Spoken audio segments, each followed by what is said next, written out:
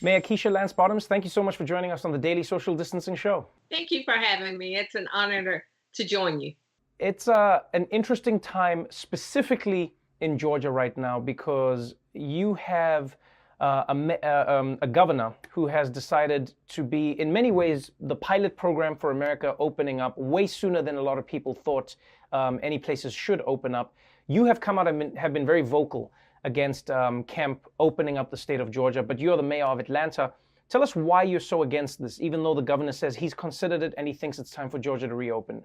You know, the irony of this is that the governor and I have a very good working relationship. He's a Republican governor. I am, of course, a Democrat.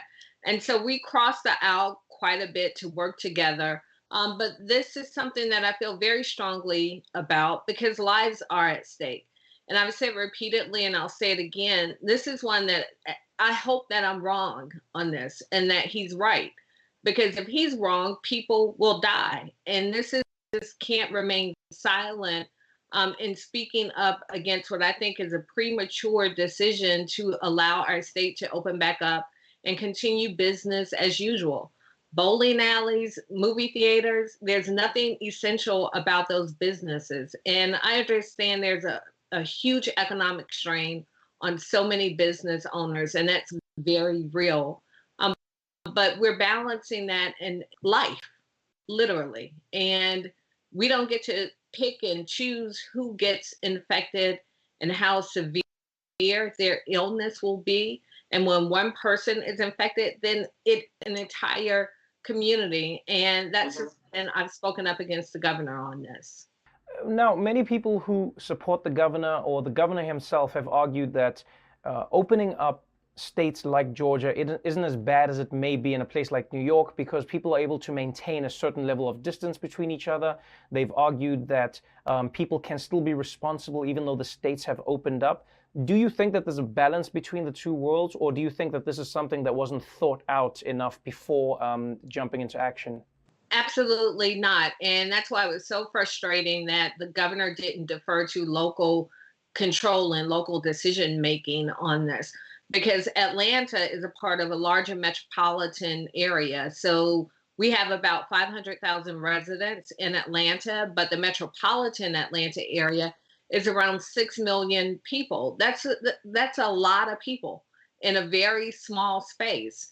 And so, this notion that we are Georgia of 1920, it's not realistic. We are a major American city. We have the world's busiest airport. And so it's not possible for us to completely separate and distance ourselves. And when you talk about barbershops and hair salons, specifically communities of color, there's one on every single corner. And I read an article today that southern states are bearing the brunt and will bear the brunt of COVID-19 in a way that will be unprecedented compared to the rest of the country, in large part because of the underlying health conditions, the poverty rates, and all of these things that are making this disease more deadly. And it concerns me deeply, but we will know in the next 2 to 4 weeks if this social/health experiment was a brilliant idea or if it was the absolute worst thing that could have happened. Now, you are the mayor of Atlanta, so obviously you're in a tricky situation or in a tricky spot because the governor has issued these orders, and then you also have power as a mayor. Where do you think your power ends and where do you think his begins? Because you're trying to figure out who to listen to. If somebody's a resident of Georgia, if they're a resident of Atlanta, they have the two of you, but they're trying to figure out who to listen to. How do you think people should navigate that for themselves? Well, this is something I'm navigating for myself. He is the governor and he has authority throughout this state.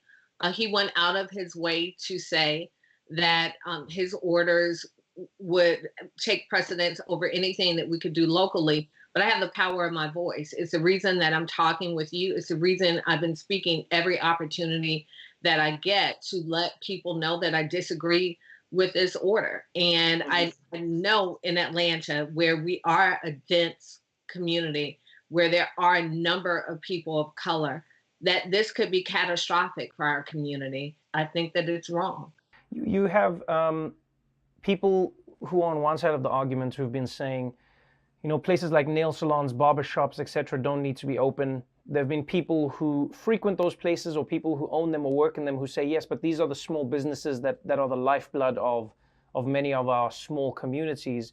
And you're in a unique position because your mom owned a nail salon. So, you were raised in that world, in that ecosystem for yourself. So if you were speaking to somebody who owned a nail salon, if you're speaking to somebody who works in one and they say to you, Mayor, I completely hear what you're saying, but I need to earn money now. I need to get back out there so that I can pay my bills. What would you say to them?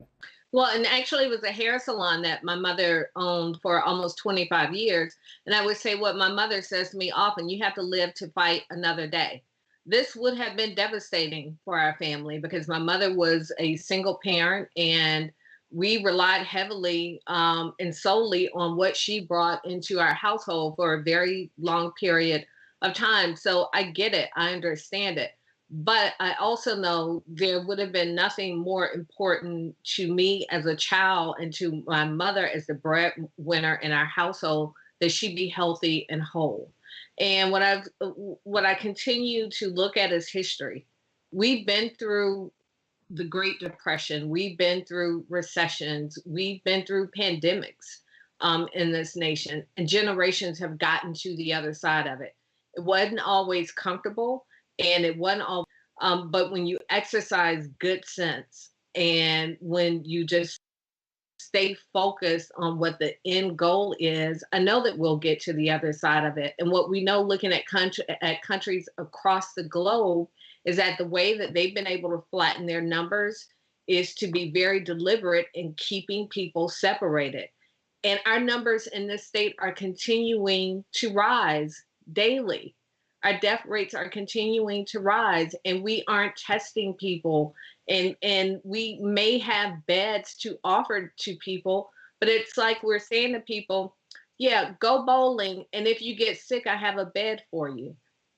That makes no sense to me. What would you recommend to people in terms of reopening? When would they go out? Because some people feel like there's no light at the end of this tunnel.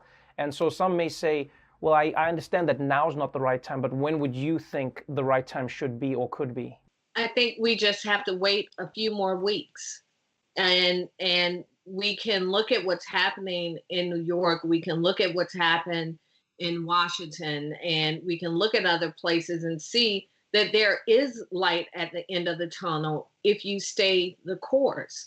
But we are not giving ourselves an opportunity to even get a glimpse of the light because we're taking 5 steps backwards.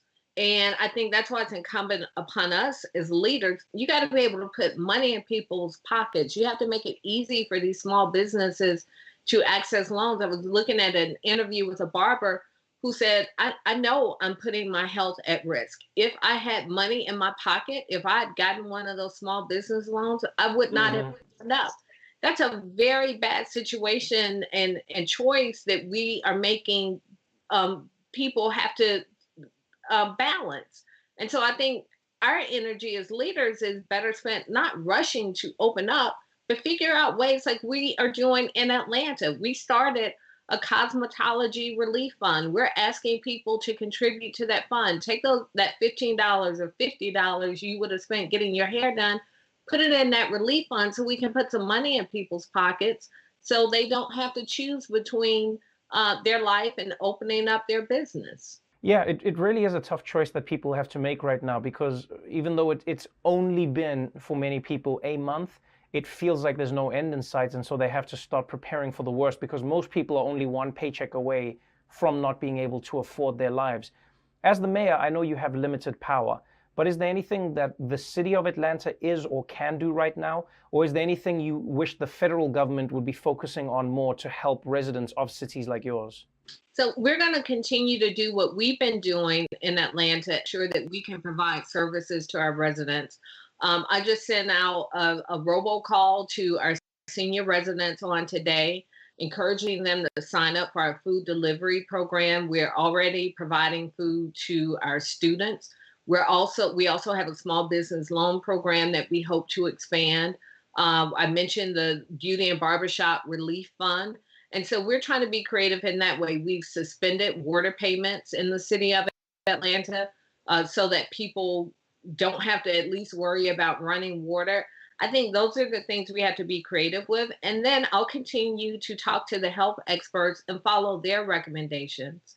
I'm not a medical professional.